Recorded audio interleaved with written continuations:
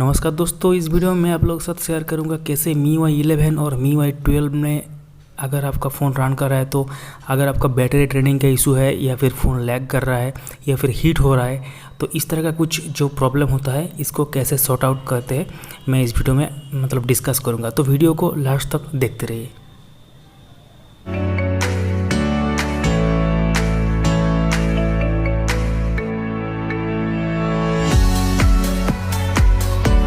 तो सबसे पहले नंबर 1 की बात करें तो अगर आपका ब्लूटूथ नहीं यूज़ हो रहा हो तो या फिर GPS वगैरह नहीं यूज़ हो रहा हो तो उसको आप ऑफ़ करके रखिए। और अगर आपका लोकेशन शेयरिंग आप नहीं करना चाहते तो उसको ऑफ़ करके रखिए। यहाँ पर आप देख सकते हैं लोकेशन एक्सेस वो बाय डिफ़ॉल्ट ऐसा रहता है, कुछ ऐसा रहता है बाय डिफ़ॉल्ट ऑटोमेटिकली। इसको आप ऑफ़ कर सकते हैं इस तरह का, लेकिन मैं रेकमेंड नहीं करूँगा। अगर आपका फ़ोन का फाइंड डिवाइस अगर फीचर्स आप यूज़ करना चाहते हैं तो इसको आप ऑन कर रखिएगा। तो दूसरी पॉइंट की बात करते हैं। दूसरी पॉइंट के बाद यहाँ पर करूँगा कि सिंक्रोनाइजेशन, आपका फ़ोन का जो ऑटोमेटिक सिंक है ना, ये ऑटोमेटिकली ऐसा रहता है। आप कुछ टाइम के बाद ये फिर ऑटोमेटिकली ये फिर नेटवर्क के साथ सिंक्रोनाइजेशन होता है। जब जितना भी आप अकाउंट यहाँ पर डाल के रखेंगे तो यहाँ पर गूगल के सर्वर पे या फिर शामी के सर्वर पे यहाँ पर होता है। जितने सारा आप यहाँ पर डाल के रखा है इसमें सिंक्रोनाइज होता है कुछ सेकंड बाद। तो इससे क्या होता है, फ़ोन का जो बैटरी जो बैकअप होता है कम हो जाता है। और आप चाहे तो इसको ऑफ रख सकते हैं बैटरी इंप्रूवमेंट के लिए, और जब ज़रूरत होगी तो इसको ऑन कीजिएगा और ज़रूरत नहीं होगी तो उसको ऑफ रखिएगा। तो उसके बाद आता है नंबर 3 में। तो नंबर 3 में मैं यहाँ पर बात कर सकता हूँ। यहाँ पर जो है लाइव वॉलपेपर, अगर आपका फ़ोन में कुछ भी लाइव वॉलपेपर आपने सिलेक्ट किया है तो उसको इमीडिएटली उसको स्टैटिक वॉलपेपर में कन्वर्ट कीजिए या फिर स्टैटिक वॉलपेपर डाल दीजिए मेरी तरह, ताकि ये क्या होगा, इसमें बैटरी कंजम्पशन कम होता है और रैम के ऊपर भी प्रेशर कम पड़ता है। तो इसके लिए यहाँ पर आपको ध्यान रखना होगा कि स्टैटिक वॉलपेपर भी आप यूज़ करें। ये रहा नंबर 3। और नंबर 4 में जो आता है तो इसके लिए आपको क्या करना पड़ेगा, अपने फ़ोन को जो है अबाउट फ़ोन सेक्शन में जाना होगा। उसके बाद जो है MIUI वर्जन में यहाँ पर साइमल्टेनियसली यहाँ पर जो है क्लिक करना पड़ेगा। क्लिक करने के बाद यहाँ पर देख सकते हैं you are now developer version आप एनेबल कर लेंगे। उसके बाद सेटिंग में फिर से जाना होगा। उसके बाद आपको जाना होगा एडिशनल सेटिंग में और उसके बाद डेवलपर ऑप्शंस में। डेवलपर ऑप्शंस में जाने के बाद यहाँ पर बहुत सारे ऑप्शन इससे यहाँ पर होगा। तो सबसे यहाँ पर कुछ नीचे जाने के बाद यहाँ पर आप देख सकते हैं कि 3 तरह का एनिमेशन यहाँ पर स्केल होता है। ये पहले बाय डिफ़ॉल्ट 1x में सिलेक्ट होता है। इसको आप 3 तरह का जो एनिमेशन है ना, ये जो है window animation scale, transition animation scale और एनिमेटेड ड्यूरेशन स्केल, इसको 0.5x में आपको सिलेक्ट करना है, ताकि आप देख सकते हैं कि कितना फास्ट यहाँ पर जो है फ़ोन फ्लूइडली में काम करेगा। तो उसके बाद जो है 5 नंबर पे ये चीज़ मैं आपको बता देता हूँ। 5 नंबर पे आपको क्या करना पड़ेगा, सेटिंग में जाना होगा। उसके बाद ऐप्स में जाना होगा। उसके बाद मैनेज ऐप्स में जाना होगा। उसके बाद परमिशंस में जाना होगा। उसके बाद ऑटो स्टार्ट में जाना होगा। तो ऑटो स्टार्ट में जाने के बाद यहाँ पर मेक श्योर कि आपका जो ऐप्स है यहाँ पर जो है ऑटो स्टार्ट यहाँ पर डिसेबल किया हो। तो उसके बाद क्या होगा कि ऑटो स्टार्ट अगर नहीं होगा तो रैम के ऊपर प्रेशर कम पड़ेगा और फ़ोन फ्लूइड की तरह से चलेगा, वो लैग नहीं करेगा।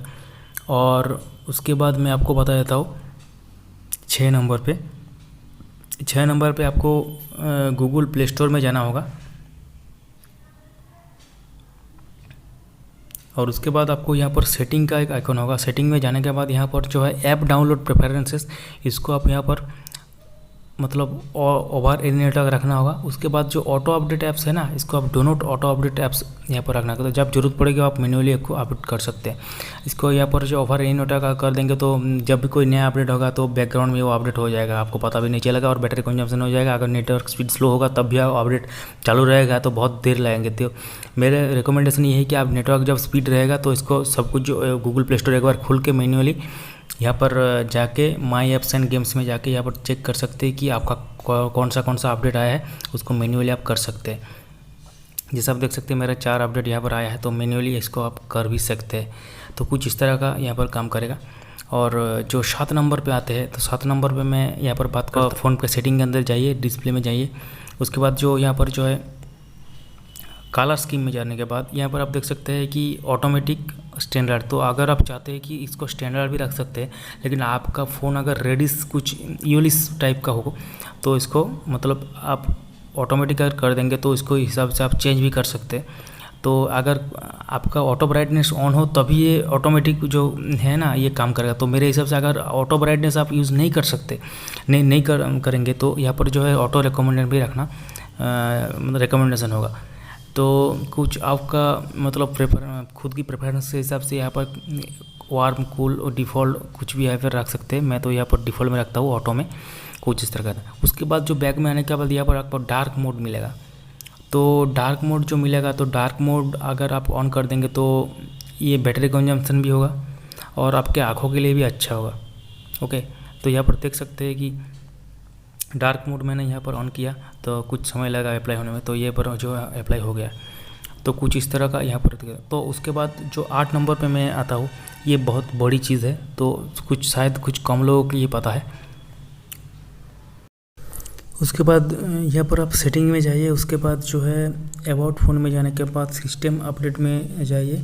तो यहाँ पर आप बाय डिफ़ॉल्ट यहाँ पर जिस रोम में आप चल रहे हैं उसके जो है जिप फाइल आपको डाउनलोड करना पड़ेगा। उसके लिए आपको क्या करना पड़ेगा, c.me.com में जाने के बाद अपने डाउनलोड सेक्शन में जाने के बाद अपना डिवाइस चूज़ करके रिकवरी जो रोम है उसको डाउनलोड कर सकते हो, या फिर इस 3 डॉट में जाइए और डाउनलोड लेटेस्ट पैकेज भी यहाँ पर क्लिक करेंगे तो जो करंट रोम में आप चल रहे हो उस रोम का जिप फाइल आपका डाउनलोड हो जाएगा। तो उस डाउनलोड होने के बाद आपको क्या करना पड़ेगा, 3 डॉट में जाने के बाद चूज़ अपडेट पैकेज करना पड़ेगा और अपने जो लोकेशन के हिसाब से जब जिस लोकेशन में आपका रोम डाउनलोड हुआ है जिप फाइल, वो उस लोकेशन को सिलेक्ट करके यहाँ पर जो है अप्लाई कर देना है। और उसके बाद डिक्रिप्टिंग होगा और उसके बाद आपका फ़ोन रिबूट करना पड़ेगा। तो हालांकि इसमें कुछ भी डाटा लॉस नहीं होगा, लेकिन फिर भी आप डबल चेक कीजिए कि रिबूट जब जो डायलॉग बॉक्स आता है रिबूट का, तो वहाँ पर क्या लिखा है कि इरेज डाटा होगा या नहीं होगा। अगर नहीं लिखा है इरेज डाटा का कुछ बात, तो मेक श्योर कि यहाँ पर जो है आपका